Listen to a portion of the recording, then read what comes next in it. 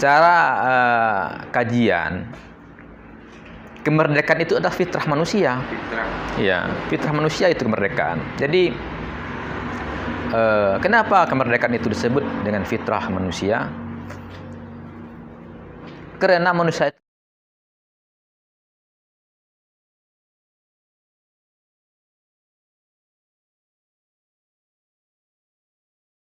Baik, terima kasih. Assalamualaikum warahmatullahi wabarakatuh. Waalaikumsalam warahmatullahi wabarakatuh.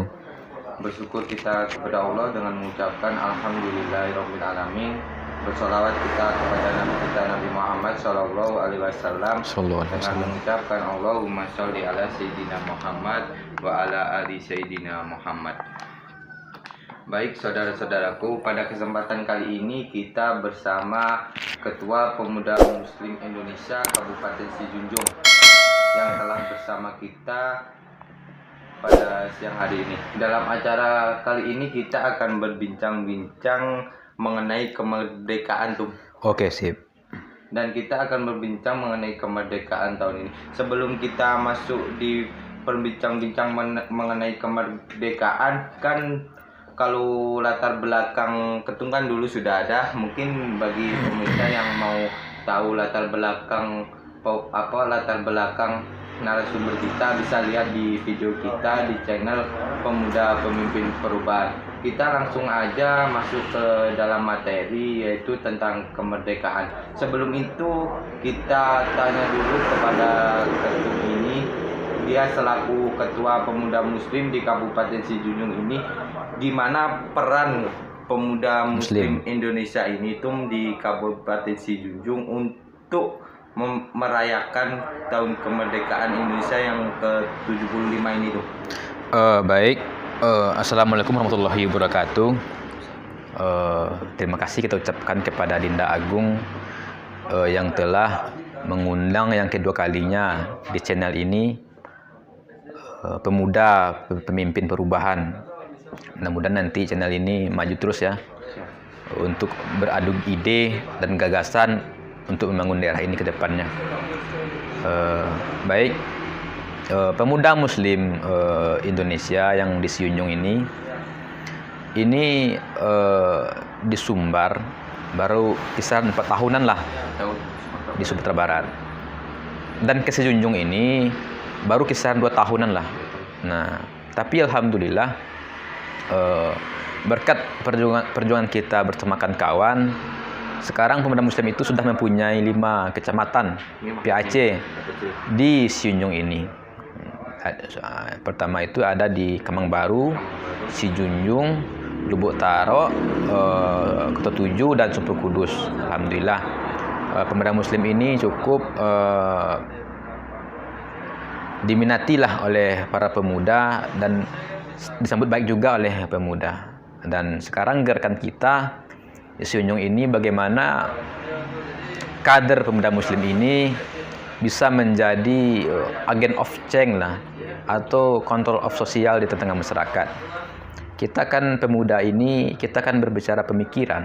Nah, bagaimana pemuda ini mempunyai ide, punya gagasan untuk mendorong perbaikan-perbaikan di tengah masyarakat, baik itu sosial, pendidikan, ekonomi, menjadi sebuah tujuan setiap kader Pemuda Muslim hendaknya nanti. Itu yang kita harapkan nanti, Dinda.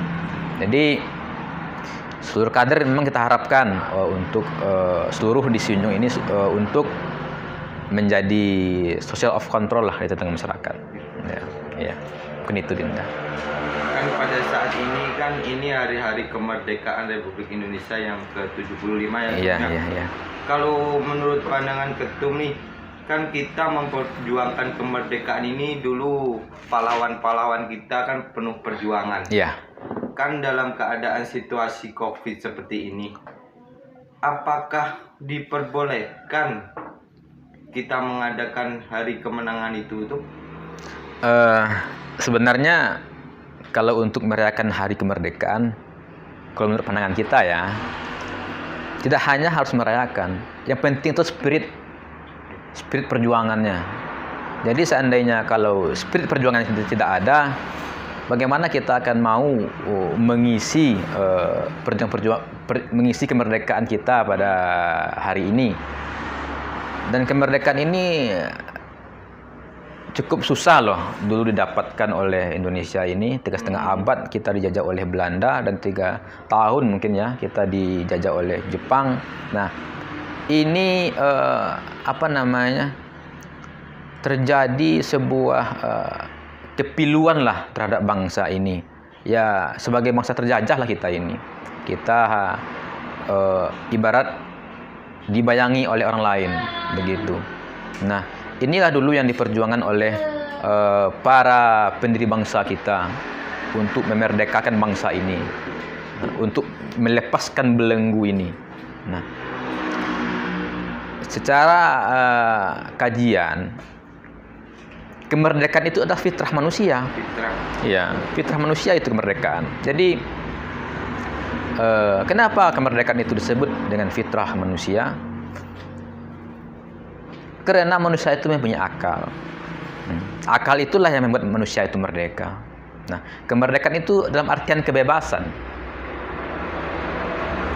Kebebasan berpikir, kebebasan berekonomi, kebebasan berpendidikan. Nah, salah satu fungsi dari pemerintah adalah bagaimana masyarakat Indonesia ini terjamin hak-hak kemerdekaannya itu di tengah masyarakat.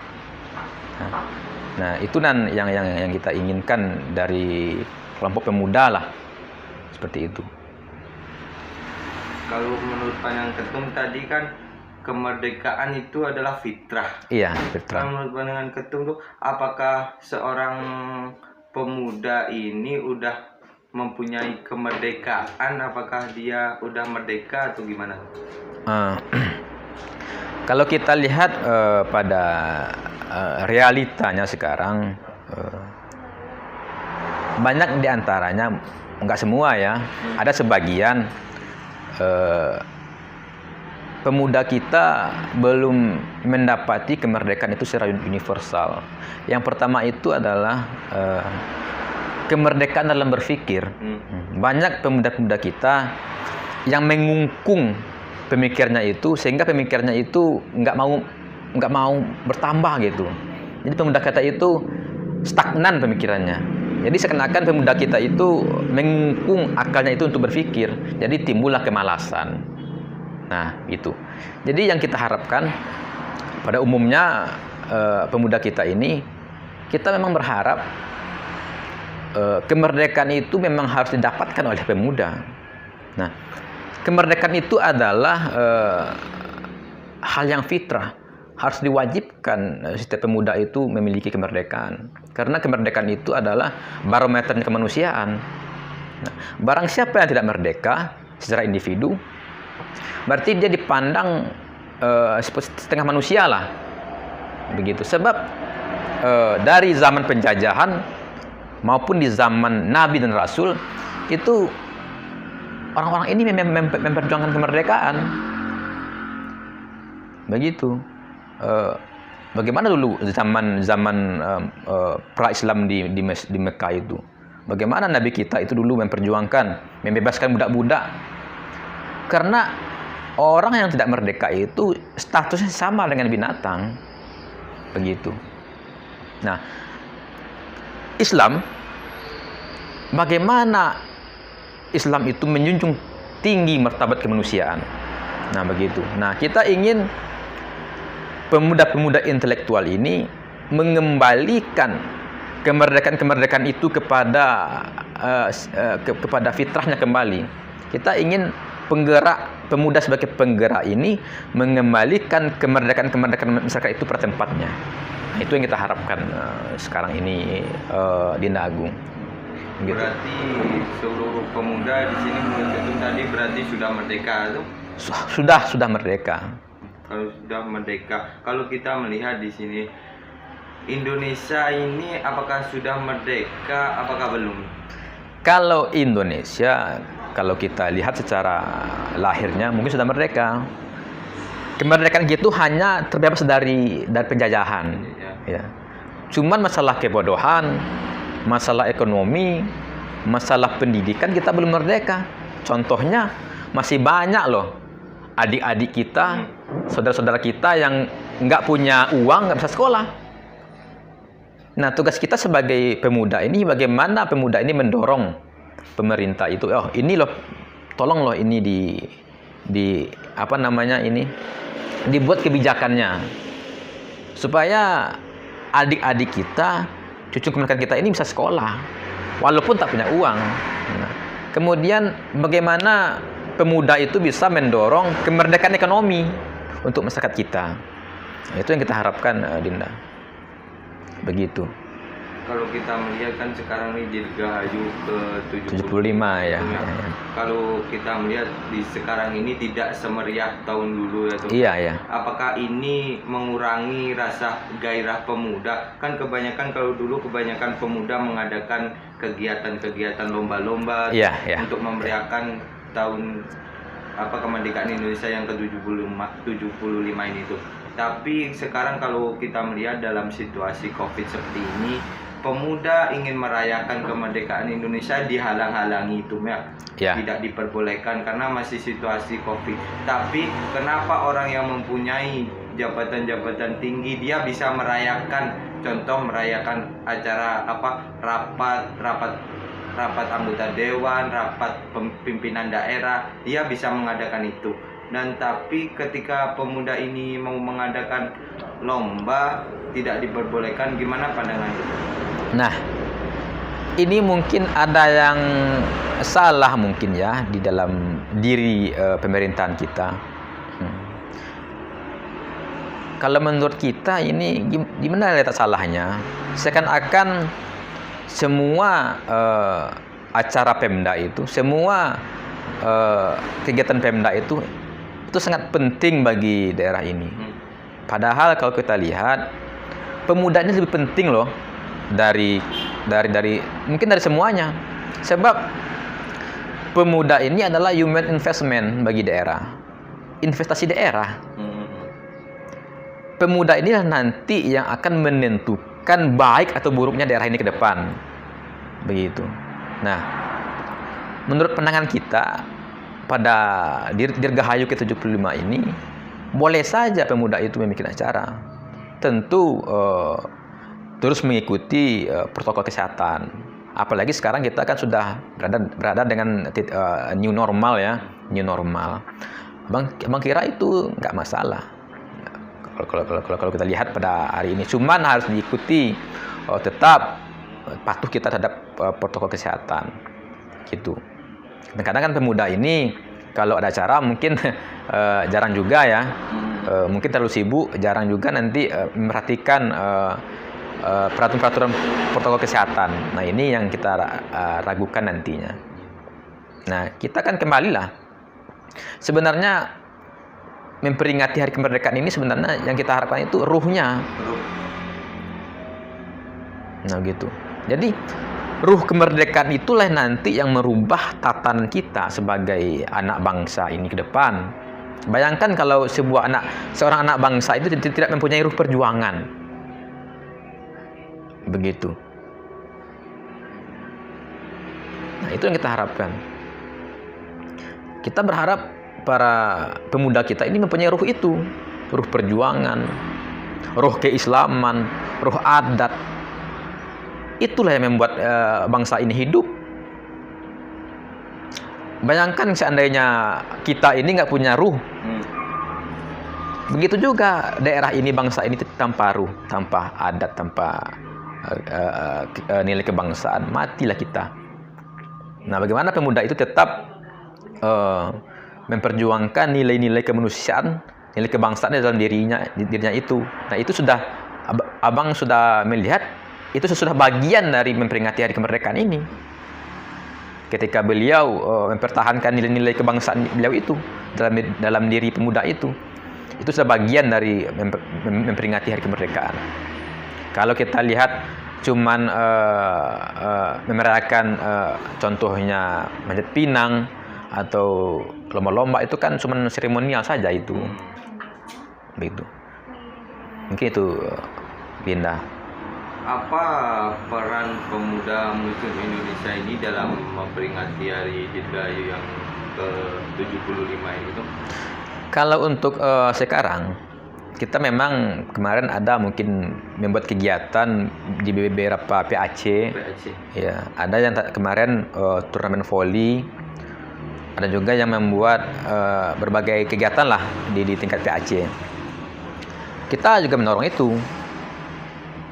Kemarin kita sudah bersilaturahim dengan Kapolres, dengan Kakang Bangpol, berkoordinasi masalah bagaimana boleh nggak kita ini membuat kegiatan di tengah-tengah COVID ini. Nah, itu kemarin kita bicarakan dengan Kapolres dan Kakang Bangpol. Dan kembali lagi, memang kita berharap pemuda Muslim tidak hanya membuat acara-acara seremonial di tengah-tengah COVID ini. Kita berharap pemuda Muslim ini seluruh kadernya itu mempunyai ruh perjuangan, gitu. Nah, sekarang kan kita lihat ini tatanan sosial masyarakat kita, masalah ekonomi, pendidikan, sumber daya manusia. Nah, seandainya kader kita ini nggak punya roh perjuangan, nah bagaimana daerah ini akan berubah? Nah, kami selaku Ketua Umum Pemuda Muslim Sijunjung terus menekankan kepada setiap kader, setiap kursus yang kita bikin di PAC itu, terus kita berpesan kepada kader kita untuk terus menjadi terdepan lah untuk perubahan sosial di masyarakat ini. Itu yang kita harapkan seluruh kader kita. Dan kita akan terus membuat pelatihan untuk meningkatkan kapasitas kader kita di Pemuda Muslim ini. Begitu. Kita akan berharap nanti kalau seandainya kader kita ini mempunyai nilai kebangsaan, nilai keagamaan, dan nilai adat, nah inilah nanti yang akan mengisi kemerdekaan ini ke depan. Begitu dia, Linda. Kita harapkan nanti. Mungkin apa sih kesan yang sangat membuat ruh kita dalam perjuangan terdahulu? Kan banyak para pejuang-pejuang kita. Apa yang membuat Ketum yang memotivasi Ketum supaya kita hidup merdeka? Iya. Kalau di zaman-zaman kolonial itu kan jelas lawan kita itu Belanda. Itu mungkin kita bisa melihat dengan real lawan kita itu kan. Nampak dengan jelas lawan kita itu Belanda. Kalau sekarang siapa lawan kita? Kira-kira itu. Lawan kita sekarang itu adalah kemiskinan dan kebodohan. Abang rasa kalau sekarang Soekarno itu hidup, mungkin susah juga dia memperjuangkan nilai-nilai kebangsaan ini sekarang ini. Begitu. Jadi sekarang kemiskinan dan kebodohan ini adalah musuh kita secara bersama ini. Nah, sekarang kita bagaimana kita memperkuat ini tatanan ekonomi, tatanan SDM kita. Nah, kita ingin ini bergandeng tangan lah dengan pihak lain, dengan pemuda lain, dengan pemerintah. Ayo kita bersama-sama membangun daerah ini. Mari kita bersama-sama membangun bangsa ini ke depan. Begitu. Itu yang kita harapkan Ketua. Sebagai pemuda lah di Sijunjung ini. Dalam situasi kemerdekaan ini, apa sih yang kesan atau pesan yang ingin Ketum sampaikan kepada kaum pemuda khususnya tuh? Kita berharap kepada pemuda ya, kembalilah kita sebagai fungsi dan peran kita di tengah masyarakat. Kemudian kembalilah kita kepada kitah perjuangan kita sebagai pemuda. Apa itu kitah perjuangan kita? Yaitunya sebagai control of sosial, sebagai direct of change. Dan kedua,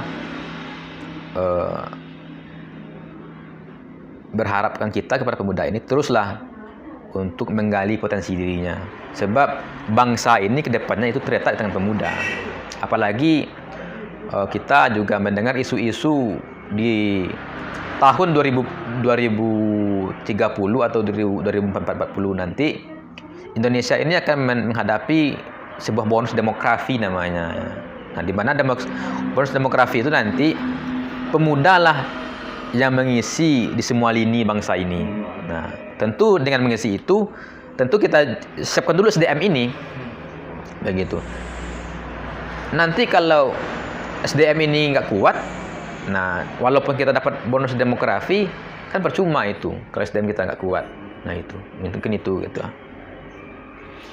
Mungkin karena keterbatasan waktu, mungkin pembicaraan kita tentang kemerdekaan Republik Indonesia yang ke-75 mungkin sampai sini aja. Oke, sip. Mungkin besok-besok kalau ada kesempatan lagi kita berbincang-bincang lebih panjang lagi. Oke, sip.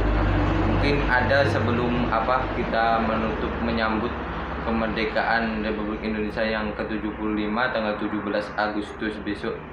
Mungkin apa yang ingin Ketum sampaikan kepada seluruh masyarakat Indonesia dalam memperingati hari kemerdekaan ini? Baik, kita berharap kepada seluruh bangsa ini, untuk mengurus bangsa ini kita tidak bisa sendiri. Bagaimana pada saat sekarang ini kita berkolaborasi untuk membangun bangsa ke depan. Jadi bagaimana kita kembali ke falsafah asal kita. Untuk membangun bangsa ini kita perlukan adalah kegotong royongan. Kata orang Minang itu, duduk surang bersampi-sampi, duduk bersama berlapang-lapang. Nah, ringan sama dijinjing, kok baret sama dipikul. Nah, itu adalah sebuah falsafah adat Minang yang sangat relevan sampai saat sekarang ini. Mungkin itu. Mungkin karena keterbatasan waktu, mungkin kesempatan kita pada hari ini cukup sampai di sini, dan saya himbau kepada seluruh penonton di channel Pemuda Pemimpin Perubahan. Subscribe ya. Nah, ikutilah channel kami dengan cara like, subscribe, dan komen di bawah ini. Tentunya mungkin kesempatan kali ini sampai di sini tuh. Ya, sip. Makasih atas waktunya. Billahi taufik wal hidayah. Wassalamualaikum warahmatullahi wabarakatuh.